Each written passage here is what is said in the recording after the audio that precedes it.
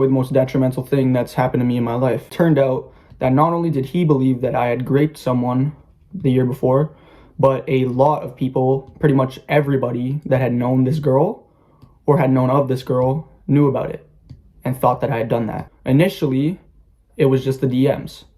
And then it turned into someone, I don't want to just blame her for this, but someone turned it into sexual assault. Immense anger about even being in this whole situation. So the whole thing was frustrating, gaslighting, anxiety-inducing. It was just fucking terrible. And I'm sure it was terrible for the accuser as well, okay? But with that being said, that does not make it even remotely okay. What she did was wrong and has had massive consequences for my life that I'm still dealing with years later. I literally felt like my life was taken from me. And even on that day, seeing my girlfriend, my friends, my family collapse to the floor, bawling their eyes out. This pain was, and still is, truly indescribable. There's a video online, a man sitting in front of a camera, speaking calmly, walking through the worst 4 years of his life. There's no music, no dramatic cuts. His name is Jack. And the first thing you notice before you process a single word he's saying is his composure. Here's what happened on paper. August 2020, Jack, a content creator, YouTuber, known for street interviews and prank content, meets someone on Tinder. They go back to his place. What follows, according to Jack, is a consensual encounter. Enthusiastic. Ongoing. She initiates. She stays. 2 days later, she emails her therapist. Not about assault. Not about trauma. About a video. She's worried he recorded something compromising. That's the email. And that's what starts this. An email to a therapist about whether a video exists, sent 48 hours after the night in question. February 2021. 6 months later, Jack is charged with sexual assault.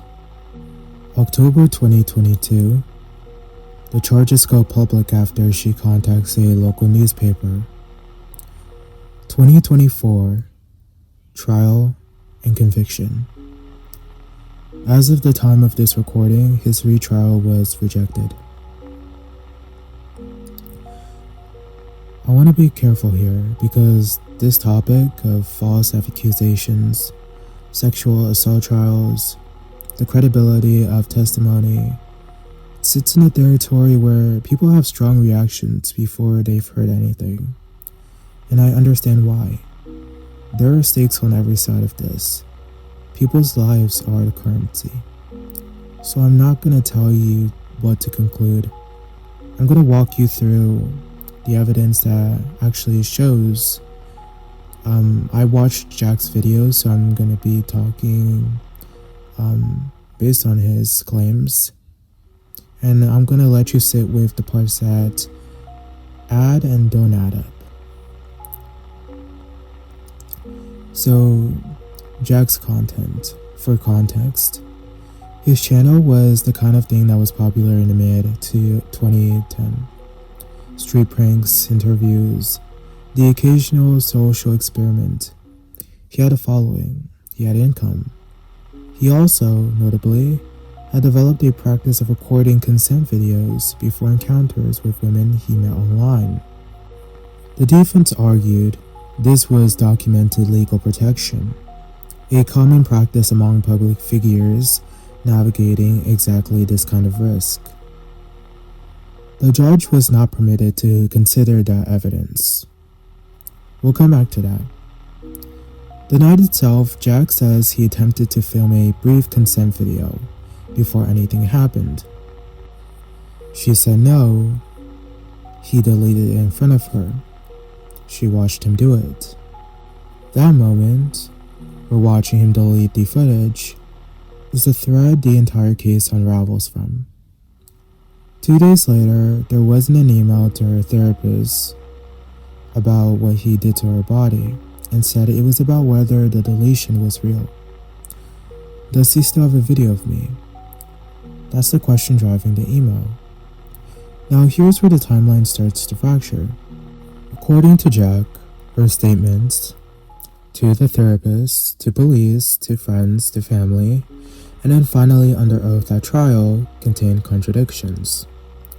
Not small ones, not the kind of inconsistencies you'd expect from someone recounting a traumatic event weeks or months later, structural ones. The kind where the story changes depending on who's asking.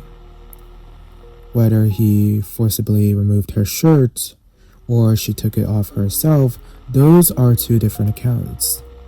Whether she was silent the entire time or whether she was making sounds that any reasonable person would interpret as consent, two different accounts.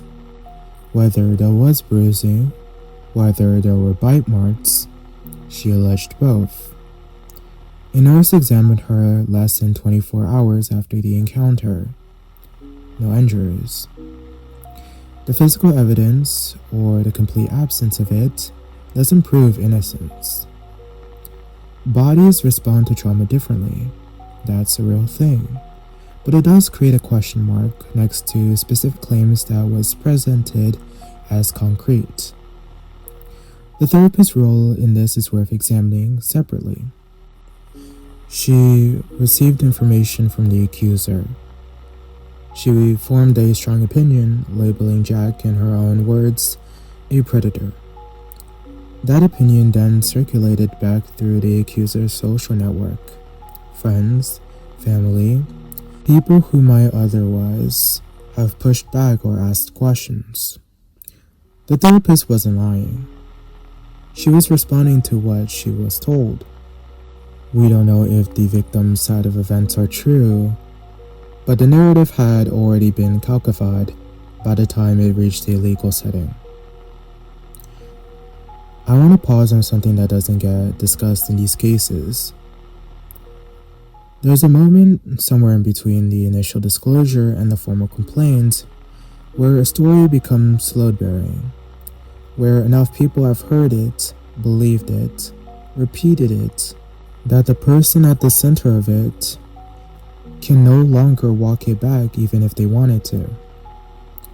The social infrastructure of the accusation becomes its own kind of evidence. Jack lost his channels, his income. He was banned from local establishments. He received death threats. He spent hundreds of thousands of dollars on legal costs. That happened before the trial, before a verdict, based on a newspaper article, a rumor, and a charge. Before I go further with Jack's case, I want to introduce someone else entirely. Ethan, a 14-year-old boy, and a rumor that almost killed him. Grade 9, first relationship, the way first relationships go. Too fast, too earnest. You say something you don't fully mean yet because you don't know what the meaning of them actually requires. The relationship lasts 2 months. It ends over Christmas break. What follows is silence, and later, dirty looks, whispers. Teachers who used to be neutral suddenly aren't. Friends who disappear without explanation. 5 months passed before he found out why. She had told people he assaulted her. She also shared explicit private messages publicly. He was 14. The next 2 years, social isolation, mental health freefall, multiple suicide attempts, and hospitalization. In his video, he said, "There's almost no way of defending yourself when it comes to something like this. 2 guys, 2 different stories, 2 different scales. One is navigating the Canadian legal system, an imminent prison sentence, the erosion of everything he built. One is a teenager trying to survive high school. What connects them isn't gender. It isn't even the false accusations specifically. It's the way a narrative, once it achieves a certain velocity, stops being about truth. It becomes about momentum. People want to hear something scandalous. That's not cynicism. It's just how social information spreads. The more dramatic the story, the faster it moves. The less friction there is to slow it down and ask whether it's accurate. I've done it myself. I'd watch a video and form a conclusion. The thing is, the person it's about has no other choice but to stand there and take it. You see, Canadian law, for context, Bill C-51, the Gameshi rules. Man, that was hard to say. Legal reforms put in place after a high-profile acquittal that felt, to many people, like a failure of the system to protect survivors.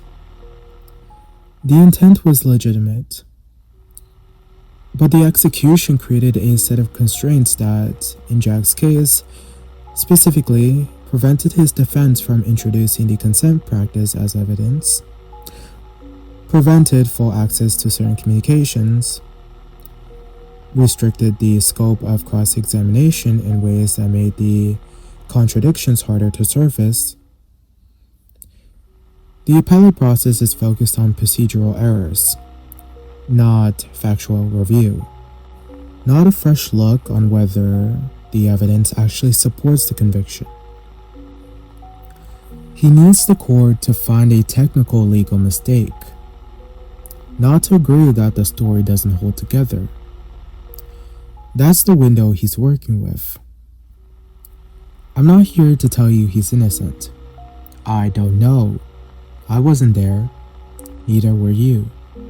What I can tell you is that the case, examined carefully, contains enough unresolved contradictions to make the conviction uncomfortable, not impossible. And the legal structure designed to protect victims may, in this specific instance, have made it harder to examine whether the story was true. There's the version of the story where she experienced something real that she struggled to name, and the inconsistencies are the artifact of trauma, not fabrication. There's a version where the initial concern about the video became the seed of something that grew beyond what it was.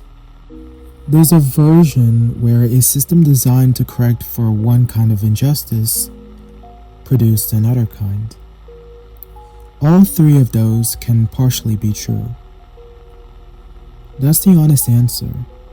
It's not satisfying, but a satisfying answer and an accurate one are not always the same thing. The teenager in the second story eventually met someone in grade 11 who didn't believe the rumor. She simply looked at him and decided the story didn't fit the person. He said that was the beginning of coming back. It was about one person, choosing not to accept momentum as proof. And that's not a policy recommendation. It's not even a systemic solution. It was just empathy.